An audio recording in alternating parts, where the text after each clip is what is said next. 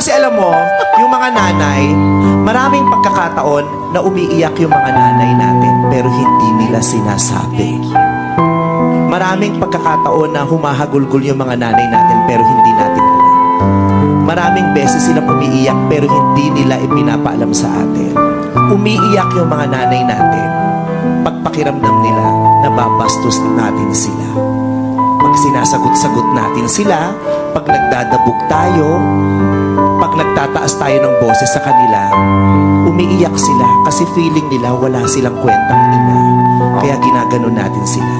Umiiyak sila pero hindi nila sinasabi sa atin. Umiiyak sila pag may hinihingi tayo na hindi nila maibigay. Kasi nanliliit sila.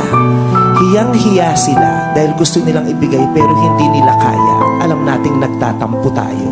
At pag hindi nila maibigay yun, umiiyak sila. Pero hindi